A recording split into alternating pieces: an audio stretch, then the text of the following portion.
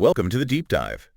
This is where we take the sources you send our way, articles, research, maybe even your own notes, and we really get straight to the heart of it. That's right. We pull out those key insights, the stuff that really matters, trying to give you that shortcut to understanding, maybe with a few surprising bits along the way. Exactly. Our mission is always to be your guides through whatever material you've given us. We help figure out what's crucial and, why it actually matters. And today we're diving into something really fundamental, something every single one of us deals with. It's that voice inside our heads. Yes, the internal monologue. Specifically, we're looking at how to understand it and, maybe more importantly, how to manage it when it turns, negative, when it becomes chatter. Mm-hmm. And our source material for this comes from excerpts of Ethan Kross's book, Chatter, The Voice in Our Head, Why It Matters and How to Harness It. It's got some really fascinating science in there. It really does. Yeah. So the plan is unpack the science Kross presents, explore the strategies he talks about for, harnessing that voice. And just a reminder, we're sticking only to the text provided. Right. This is just such a universal thing, isn't it? Who doesn't have that voice going? I'm actually really curious to see what the source says about handling it. It's definitely a core part of being human, so maybe we should start right at the beginning. Like, what is this voice? Where does it even come from? Yeah, good question. It feels so constant, but what's the brain doing? Well, the source talks about something called the brain's default state. Turns out we spend a surprising amount of time, maybe a third to even half our waking life, not actually focused on the present. Really? That much? Yeah. Our minds just naturally drift. We, mentally time travel, thinking about the past, planning the future, or just sort of muse internally. It's not a bug. It's a feature, you could say. Yeah. It's just where our brains tend to go. We weren't exactly built to be constantly in the now. Okay, so this inner voice is part of that natural wandering then. Pretty much. The source describes it as this basic, persistent part of the mind. And it works even if someone can't physically speak. We use it all the time, right? Memorizing lists, replaying conversations, giving ourselves little pep talks. Sure, all the time. And get this, the speed is incredible. One study suggests it's like speaking 4,000 words per minute inside your head. Wow, 4,000 words a minute. Yeah. That's staggering. Okay, so it's normal, it's fast. But you mentioned chatter. When does this normal internal voice become, a problem? Right. That's the key distinction Kross makes in the source material. Chatter is when that inner voice turns sour. It's defined as those cyclical negative thoughts and feelings that just loop endlessly. It takes introspection, which should be helpful, and twists it into this kind of internal curse. There's the inner critic on repeat, basically. Exactly. Instead of a coach, you've got this tormentor. The author shares that really vivid story about the threatening letter he received. That, for me, really drove home what chatter feels like. Oh, yeah. That's a powerful example. He talks about how the boogeyman inside his head, the chatter, was almost worse than the actual threat. It was that relentless loop, right? What did I do wrong? Should I get a gun? Do we have to move? And it wasn't helping solve anything. It just amplified his distress. He had real physical symptoms too. Couldn't eat, felt tense all the time, startled easily, just tormented by it. Yeah, that story makes it so clear. This isn't just like thinking too much. Yeah. It has real painful consequences. Totally. And chatter can look different, Sometimes it's endlessly chewing over the past rumination. Other times it's constantly worrying about the future. But whatever form it takes, the source is clear. Unchecked chatter isn't just unpleasant. It torments you, it can paralyze you, and it leads straight to self-sabotage. Okay, so definitely not just a minor annoyance. It sounds like the impacts are pretty widespread and serious. Yeah. What does the source say about, say, our physical health? It draws a direct line between chronic psychological threat, which chatter fuels, and our body's stress response. The release of adrenaline, cortisol. Yeah, the fight or flight stuff. Exactly. Which is great for immediate danger, but when it's switched on long term because of internal chatter, it starts diverting energy away from really important systems. Things like digestion, growth, immune functions. So it's literally wearing us down physically over time. It is. And the source goes even further, mentioning research, like from Steve Cole, showing chronic stress can actually change how our genes are expressed. Wow, really? How? Specifically, it seems to ramp up genes involved in inflammation, which isn't good long term, and dial down genes that help our immune system fight off illness. The source uses this really stark phrase, death at the molecular level. Oof. Death at the molecular level. That's Yeah. intense. It really hammers home how serious this can be. Yeah. What about socially? How does chatter mess with our relationships? Well, the source mentions work by Bernard Rimet showing we have this strong urge to share negative feelings, especially intense ones. It feels natural to reach out, right? Yeah, of course. But there's a catch. If all you're doing is spewing out raw, unproductive chatter, just venting endlessly without moving forward, it can actually push people away. It becomes what the source calls a social repellent. I can see that. Yeah. It can be draining to be around constant negativity. Exactly. It can violate social norms, irritate people, and you end up getting less support, not more. It's kind of ironic. And I guess social media can make this worse. Oh, big time. The source points out it's a perfect platform for oversharing this kind of stuff. It can ramp up conflict, too. And crucially, seeing other people's, perfectly curated lives online can fuel your chatter comparison, inadequacy. The comparison trap. And while sharing might give you a little buzz in the moment, that neuronal high the source mentions if it's just chatter, the long-term effect can be isolation. The source even notes that social rejection, like heartbreak, lights up the same brain areas as physical pain. Feeling left out literally hurts. That's wild. Okay, so it hits our bodies, our relationships. What about just our ability to do things, perform tasks? The Rick Ankiel story comes to mind. Yeah, that's a classic example from the source. Amazing pitcher, huge talent. Then suddenly in a high-pressure playoff game, he just couldn't throw strikes anymore, completely lost it. Total collapse. The book explains it as chatter hijacking his brain. Paralysis by analysis, right? He started overthinking the skill that was normally automatic. His attention narrowed. He got caught up in the mechanics. And it doesn't just happen to pro athletes, presumably. No, not at all. It can happen anytime we overthink a practice skill under pressure. But it's not just automatic skill. Oh, it affects deliberate thinking, too. Yeah. Even our executive functions, the brain's CEO, responsible for reasoning, problem solving, focus, self-control, they're vulnerable too. Yeah.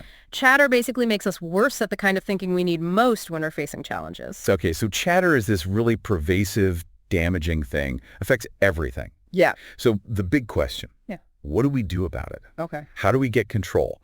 The source talks a lot about strategy, starting with this idea of psychological distance. Psychological distance.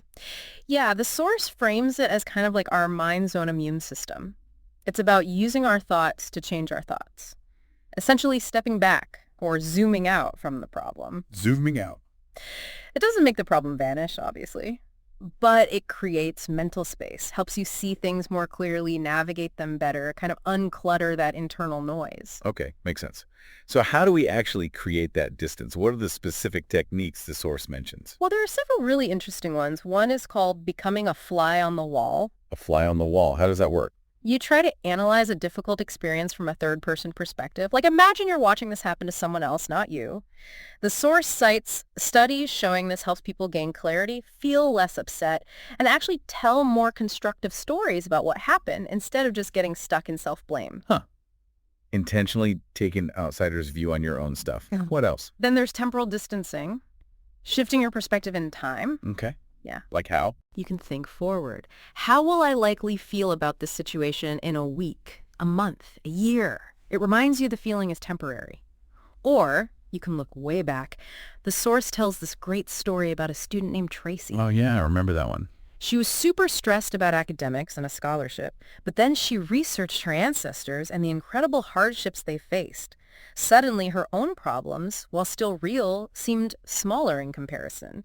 It gave her that bird's eye view, quieted her chatter. Journaling is mentioned as another way to get this kind of distance, too. Putting current struggles in a much larger historical context.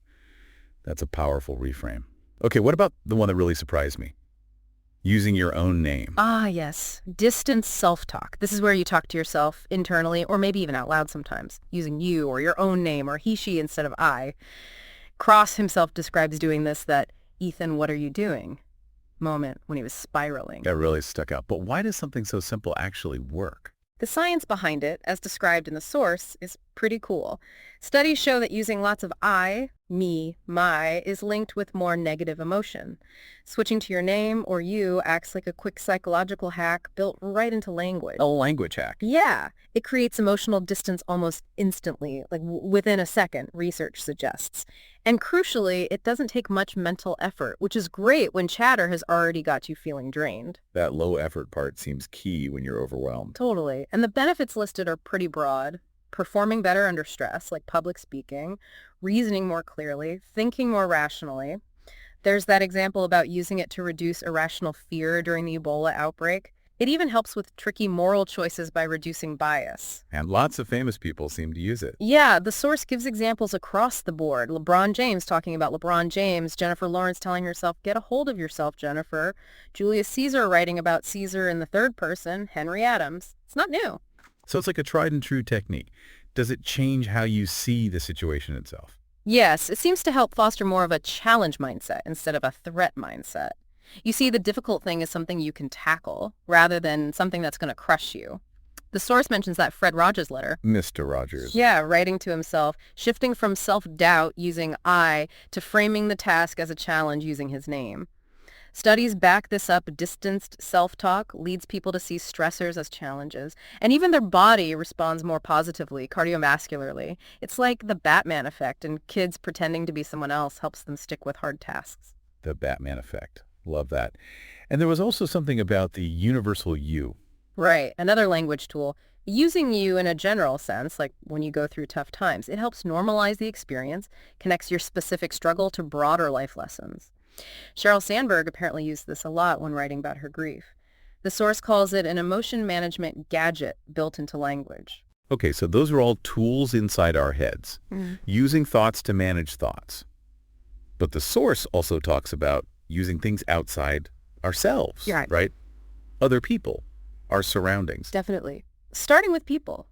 We naturally want to reach out when we're upset. The source acknowledges that. But remember that backfiring potential we talked about. Yeah, the mismatch between needing emotional support versus practical advice. Exactly. Or sometimes just getting emotional validation without addressing the cognitive side, the actual chatter, doesn't really help break the cycle and might even reinforce it. So how do we use social support effectively against chatter, according to the source? Well, patience is key. The source mentions hostage negotiators, how they focus on connection and patience first, building a diverse support network. A chatter board of advisors is another idea. Different people for different problems, right? A chatter board. I like that. And online resources can help too, like the It Gets Better project, Stranger Sharing Stories provides normalization and that temporal distance. Also, this interesting idea of invisible support, getting help without necessarily knowing you're getting it, especially when you feel evaluated or judged. That can be really effective. Invisible support. Yeah. That's intriguing. Okay, what about our actual physical environment? Does that matter? Hugely. Nature exposure is a big one.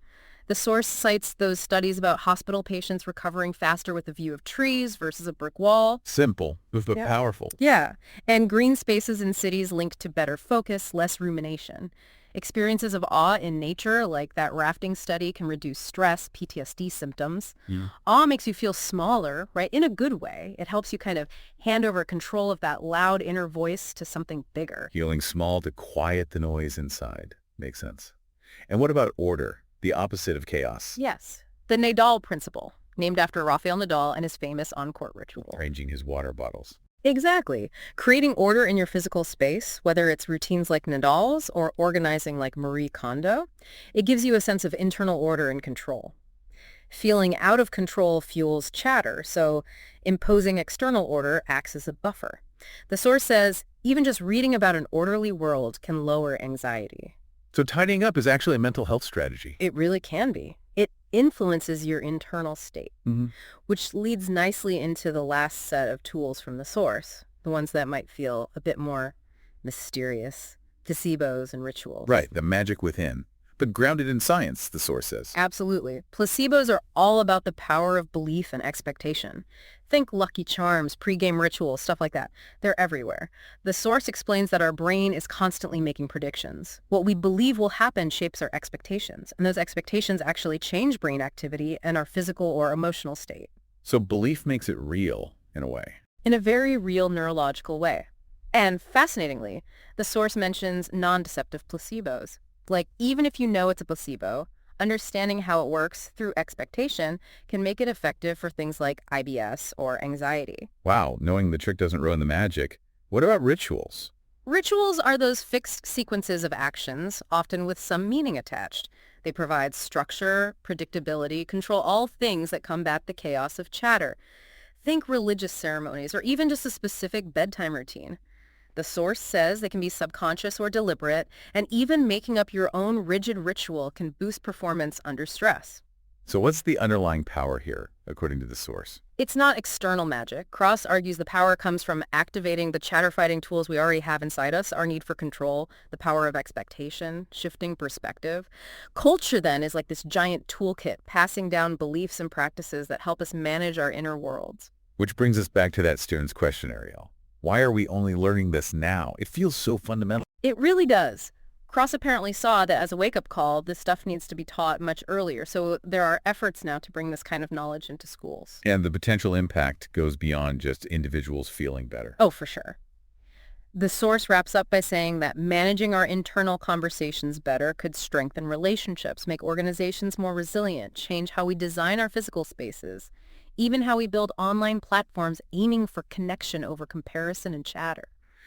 It really highlights how those private thoughts ripple outwards. And the key takeaway, really emphasized in the source, isn't about silencing the inner voice entirely. We need it for planning, creativity, self-reflection. Remember Jill Bolt-Taylor's experience? Losing the voice, even the chatter, felt empty. Right. The goal isn't to eliminate negative feelings, but to build the skills using distance, using resources, using belief to manage the chatter when those feelings arise. So, for you listening, just take a moment to think about your own inner voice. We've covered a lot from chatter, understand where it comes from, how it turns into chatter, the impact, but also these tools. Psychological distance, the fly on the wall, talking to yourself using your name, temporal shifts. Leveraging people, nature, order, even placebos and rituals. Yeah. As you think about all that, what resonates most with you? Is there one idea, one tool that feels like it might be worth exploring a bit more in your own experience with that voice inside? Definitely something to mull over.